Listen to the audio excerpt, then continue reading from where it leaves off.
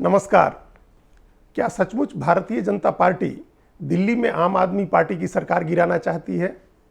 क्या सचमुच दिल्ली में कोई ऑपरेशन लोटस चल रहा है जिसे आम आदमी पार्टी ने फेल कर दिया है? क्या सचमुच भाजपा के किसी नेता ने आम आदमी पार्टी के विधायकों से संपर्क किया और उन्हें 5 करोड़ या 20 करोड़ या 25 करोड़ का ऑफर दिया था?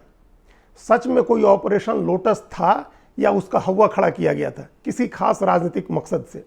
आज की वीडियो में यही मेरी थीम है कि कैसे दिल्ली में ऑपरेशन लोटस का हवा खड़ा किया गया, कैसे दिल्ली में ऑपरेशन लोटस संभव ही नहीं है और कैसे उसका दूसरा राजनीतिक मकसद साधने के लिए इस्तेमाल किया जा रहा है। इसके 2 या 3 पहलू हैं, 2-3 पहलू मैं आपको बताता हूं, जिसमें सबसे पहला यह है कि दिल्ली में ऑपरेशन लोटस कैसे नामुमकिन की हद तक मुश्किल है। इसका दूसरा पहलू यह है कि इसका राजनीतिक मकसद क्या है, और इसका तीसरा पहलू यह है कि इस कहानी में कितने झोल हैं। तो सबसे पहले यह समझें कि कैसे संभव नहीं है दिल्ली में ऑपरेशन लोटस, या नामुमकिन की हद तक मुश्किल है। Bharatiya Janata party operation lotus करने में या विपक्षी पार्टियों की सरकार गिरा देने में सक्षम है। वो इस काम की विशेषज्ञ है, उसको एक्सपर्टीज है। उसने कर्नाटक में ये काम किया, उसने मध्य प्रदेश में ये काम किया, उसने महाराष्ट्र में भी ये काम किया। इसलिए ये संभव, मतलब ये मानने में कोई मुश्किल नहीं है, या ये मानना मुश्किल नहीं है कि वो ऐसा नहीं कर सकती है या करने की कोशिश नहीं करेगी। लेकिन कोशिश वो ऐसी ही जगह करेगी जहां इसके होने की संभावना हो, जहां भाजपा खुद बहुमत के कुछ नज़दीक हो और थोड़े से विधायकों के इस्तीफे देने से या थोड़े से विधायकों के टूटने से भाजपा की सरकार बनती हो। भाजपा कभी भी इस तरह का प्रयास नहीं कर सकती है जो नामुमकिन की हद तक मुश्किल हो या जिसमें सफलता की संभावना बहुत कम हो। कर्नाटक में इसलिए सफल हो गई बीजेपी क्योंकि बीजेपी सबसे बड़ी पार्टी थी विधानसभा की। बीजेपी ने चुनाव जीता था और उसके चुनाव जीतने के बाद चूंकि वो बहुमत से थोड़ा पीछे रह गई थी, तो कांग्रेस और जेडीएस ने पोस्ट पोल अलायंस करके सरकार बना लिया था। महाराष्ट्र में भी बीजेपी और शिवसेना मिलकर सरकार जीते थे और बीजेपी सबसे बड़ी पार्टी थी, वहां भी पोस्ट पोल अलायंस में सरकार बनी थी। मध्य प्रदेश में बीजेपी इसलिए सफल हुई क्योंकि बीजेपी सिर्फ 7 वोट से बहुमत से पीछे थी, सिर्फ 7 विधायक कम थे बहुमत से उसके। दिल्ली में वो स्थिति नहीं है। दिल्ली में बीजेपी के पास सिर्फ 8 विधायक हैं। 70 की विधानसभा में सिर्फ 8 विधायक हैं।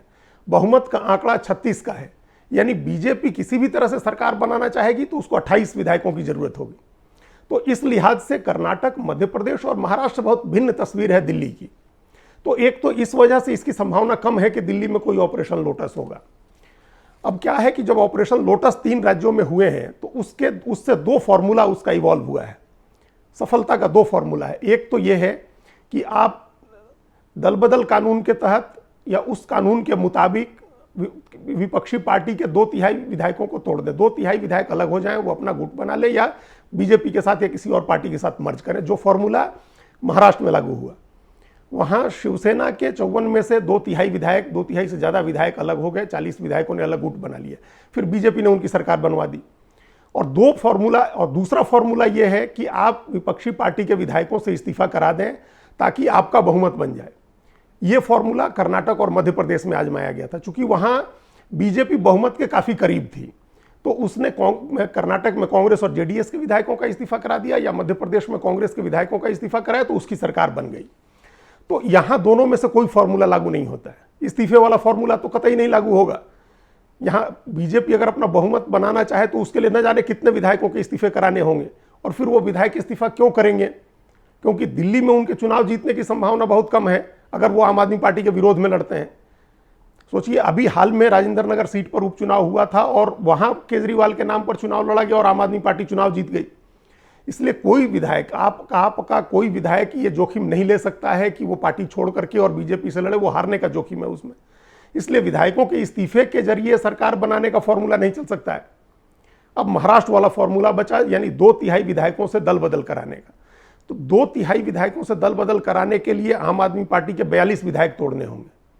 42 विधायक, सोचें 42 विधायकों की संख्या कितनी बड़ी है। 42 विधायक आम आदमी पार्टी के क्यों टूटेंगे और क्यों उस पार्टी के साथ जाएंगे जिसके सिर्फ 8 विधायक हैं, या जिस पार्टी को पिछली विधानसभा में सिर्फ 3 विधायक जीते थे। पिछले 2 विधानसभा चुनाव में बीजेपी जिस बुरी तरह से दिल्ली में विधानसभा चुनाव हार रही है, उस पार्टी के साथ क्यों जीतने वाली पार्टी के 42 विधायक जाएंगे? अगर जरा सी भी संभावना बीजेपी की जीतने की होती तब तो सोचा जा सकता था, लेकिन बीजेपी इस बुरी तरह से दिल्ली में हार रही है, बाई इलेक्शन भी हार रही है, पिछले 2 चुनावों से हार रही है, फिर क्यों आम आदमी पार्टी के 42 विधायक एक साथ टूट करके और बीजेपी के साथ जाना चाहेंगे? अरविंद केजरीवाल ने एक आंकड़ा जोड़ दिया कि 20 करोड़ प्रति विधायक के हिसाब से उन्होंने कहा कि बीजेपी ने 800 करोड़ रुपए रखे हुए हैं। लेकिन 800 करोड़ हो या 8000 करोड़ हो, जब तक विधायक को जीतने की उम्मीद नहीं होगी, जब तक उसको जनभावना का उसको अंदाजा नहीं होगा कि जनभावना आपके विरोध में है या बीजेपी के साथ में है, तब तक वो क्यों एक साथ 42 विधायक टूटेंगे? अगर बीजेपी 42 विधायक तोड़ने की स्थिति आज बीजेपी की होती तो वो तब होती जब बीजेपी जीत रही होती या विनिंग उसमें होती, बीजेपी की अपनी संख्या 20-25 विधायकों की होती। बीजेपी के सिर्फ 8 विधायक जीते हैं। इसलिए एक साथ 42 विधायक तोड़ना, 2 तिहाई विधायकों को तोड़ देना नामुमकिन की हद तक मुश्किल है। और ये इसलिए और इस्तीफा करा करके सरकार बनाने का फॉर्मूला जो कर्नाटक मध्य प्रदेश का है वो भी नामुमकिन की हद तक मुश्किल है। फिर इस वजह से ये कहने में कोई हिचक नहीं है कि कोई ऑपरेशन लोटस दिल्ली में बीजेपी नहीं कर रही थी। अब नहीं कर रही थी तो इसके बाद सवाल आता है कि फिर आम आदमी पार्टी ने इतना ढिंढोरा क्यों पीटा, इतना हल्ला क्यों मचाया? उसका बड़ा राजनीतिक मकसद है। 2-3 मकसद है राजनीतिक आम आदमी पार्टी के इस हंगामे के पीछे, ये हल्ला करने के पीछे। सबसे पहला मकसद तो ये है कि आम आदमी पार्टी गुजरात और हिमाचल प्रदेश चुनावों से पहले ये माहौल बनाना चाहती है कि उसकी लड़ाई है बीजेपी के साथ, तो ये तब होगा जब वो बीजेपी से टकराते हुए दिखे। तो एक मकसद तो ये है कि बीजेपी से सीधी ऐसी लड़ाई बनाओ, मीडिया में इतना स्पेस लो, ऐसी चर्चा कराओ जिससे लगे कि आम आदमी पार्टी ही बीजेपी से लड़ रही है। दूसरा मकसद ये है कि मनीष सिसोदिया के खिलाफ नई शराब नीति को लेकर के सीबीआई का छापा पड़ा है। वो छापा ऑब्जेक्टिव है, नई शराब नीति की खामियां थी, जिन खामियों को लेकर के एलजी ने सीबीआई की जांच लिखी थी। और अरविंद केजरीवाल की पूरी पार्टी, सरकार का कोई भी आदमी उसका बचाव नहीं कर रहा है। एक बार भी शराब नीति की बात नहीं हो रही है। शराब नीति में फंसे हैं सिसोदिया, तो शिक्षा नीति में, शिक्षा के क्षेत्र में उनके काम के जरिए उसको ढका जा रहा है। तो शराब नीति की गड़बड़ियों के कारण पड़े छापे से ध्यान भटकाने के लिए भी ये सरकार गिराने के हल्ले की बात हुई कि सरकार गिराने का प्रयास हो रहा है। इसका तीसरा मकसद ये है कि पिछले 10 दिन में, 15 दिन में, जब से बिहार में नीतीश कुमार ने बीजेपी को झटका दिया है और बीजेपी से अलग होकर के उन्होंने राजद के साथ सरकार बनाई है वहां, तब से पूरे देश में यह चर्चा हो रही है कि नीतीश कुमार ही ऑल्टरनेटिव है नरेंद्र मोदी के, विपक्ष का चेहरा हो सकते हैं नीतीश कुमार। ये माहौल बन रहा है, उनको यूपीए का संयोजक बनाने तक की चर्चा हो रही है।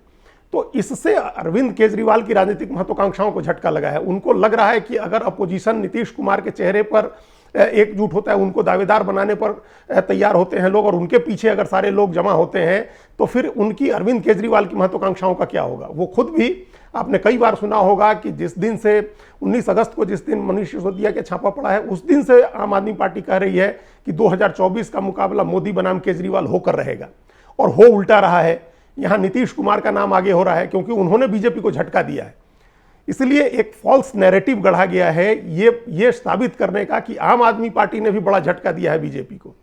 ये जबरदस्ती एक माहौल बनाया गया कि ऑपरेशन लोटस चल रहा है, दिल्ली में बीजेपी की सरकार गिराने की कोशिश हो रही है, और उसके बाद कहा गया कि देखिए हमने उनका प्रयास विफल कर दिया, उनकी कोशिश विफल कर दी। तो ये एक नैरेटिव, ये तीसरा मकसद ये है। तो इन राजनीतिक मकसद की वजह से एक पहली चीज ये थी कि कोई इसकी संभावना नहीं है, नामुमकिन की हद तक मुश्किल है ऑपरेशन लोटस दिल्ली में, क्योंकि नंबर गेम्स वैसे हैं। उसके पीछे मकसद ये है ऐसा करने का, वो 3 राजनीतिक मकसद है।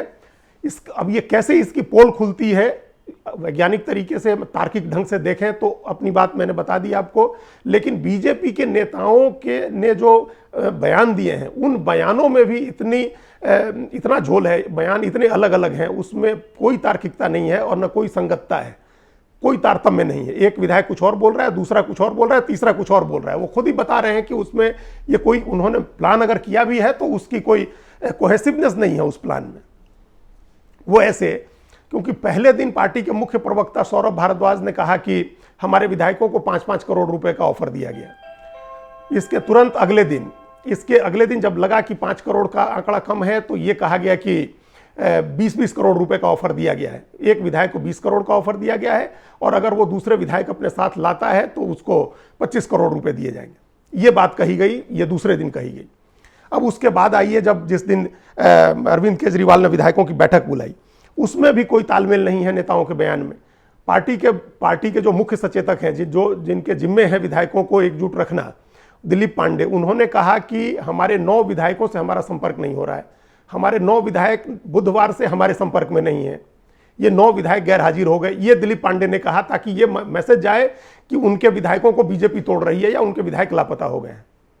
लेकिन मीटिंग के बाद पार्टी के जो मुख्य प्रवक्ता हैं सौरभ भारद्वाज, उन्होंने आकर के कहा कि हमारे विधायक आ गए थे 53 और जो विधायक नहीं आए हैं वो भी हमारे संपर्क में हैं। उन्होंने यहां तक बताया कि जो विधायक नहीं आए हैं उसमें उप मुख्यमंत्री मनीष सिसोदिया भी हैं, क्योंकि वो हिमाचल प्रदेश गए हैं। उन्होंने कहा कि स्पीकर रामनिवास गोयल भी नहीं आए हैं, उन्होंने बता दिया था कि वो किस कारण से नहीं आए हैं। अब सोचे, मुख्य सचेतक कह रहा है कि हमारा 24 घंटे से संपर्क नहीं हो रहा है विधायकों से, उनका मुख्य प्रवक्ता कह रहा है कि विधायकों ने कहा है, सूचना दी हुई है और फला फला जी नहीं आए हैं, कोई खतरा नहीं, हमारे सारे विधायक हमारे साथ हैं। तो अब ये कि यहां भी कोई सहमति नहीं है, दोनों नेता अलग अलग बातें कर रहे हैं। फिर ये बात खबर आई कि 9 पहले कहा गया, ये इसमें तो और ज्यादा असंगतता है, जिसमें एक नेता ने कहा कि हमारे 4 विधायकों से संपर्क किया गया है, दूसरे विधायक ने कहा कि 12 लोगों से संपर्क किया गया है, और मुख्यमंत्री अरविंद केजरीवाल ने कहा कि हमारे 40 विधायकों को तोड़ने की कोशिश हो रही है। तो 4 विधायकों से संपर्क हुआ या 12 से हुआ या 40 को तोड़ने की कोशिश हो रही है, ये पहले एक तय कर लेते कि कहा जाए कि ये क्या बताया जाए, क्या नंबर दिया जाए। 4 विधायकों को लेकर के प्रेस कॉन्फ्रेंस किया संजय सिंह ने, उसमें कहा कि ये संजीव झा हैं, सोमनाथ भारती हैं, कुलदीप कुमार हैं, इनसे संपर्क किया गया। तो जब इनसे संपर्क किया गया, इनको प्रलोभन दिया गया, तो इन्होंने कोई केस क्यों नहीं किया है, मुकदमा क्यों नहीं किया है? जिस मोबाइल नंबर से फोन आया था वो नंबर दे करके थाने में केस क्यों नहीं दर्ज कराया जैसा झारखंड में कराया गया है? वो कोई किसी का नाम नहीं ले रहे हैं। आम आदमी पार्टी के नेता ये नहीं बता रहे हैं किसने संपर्क किया, कैसे संपर्क किया, इसने ये बता रहे हैं कितने लोगों से संपर्क किया, इसमें 3 आंकड़े दिए जा रहे हैं, कितने लोग आए नहीं आए उनके अलग अलग आंकड़े दिए जा रहे हैं, क्या पैसे का प्रस्ताव था इसके अलग अलग आंकड़े दिए जा रहे हैं। तो ये एक बड़ा झोल है इस पूरी कहानी में। इससे इससे भी पता चलता है, मतलब अगर तार्किक ढंग से सोचे, जो भी आदमी दल बदल कानून के बारे में जरा सा भी जानता है, जिसको जरा सी भी राजनीति का ज्ञान है, वो जानता है कि ये संभव नहीं है कि 8 विधायकों वाली पार्टी 62 विधायकों वाली पार्टी को तोड़ दे, 42 विधायकों को तोड़ करके उनका अलग गुट बनवा दिया जाए, या 27-28 विधायकों से या 30 विधायकों से इस्तीफे करा दिए जाए ताकि अल्पमत में आ जाए या सरकार गिर जाए। ये नामुमकिन की हद तक मुश्किल है। ये कोई भी आदमी जानता है जो राजनीति जरा भी जानता है या जिसको दल बदल कानून की जरा भी समझ है। लेकिन उस तार्किकता को छोड़ें तो आम आदमी पार्टी के नेताओं के बयानों में इतने झोल हैं कि उन्हीं से पता चल जा रहा है कि ऐसा कोई ऑपरेशन दिल्ली में चल नहीं रहा था, उसका हवा खड़ा किया गया है, और उसका मकसद अरविंद केजरीवाल बनाम नरेंद्र मोदी का जो मुकाबला बनाने की जो महत्वाकांक्षा है, उस महत्वाकांक्षा में इसका इस्तेमाल किया जाए। धन्यवाद। कृपया हमारे चैनल के साथ जुड़िए, लाइक कीजिए, सब्सक्राइब कीजिए, बेल आइकॉन जरूर दबाइए।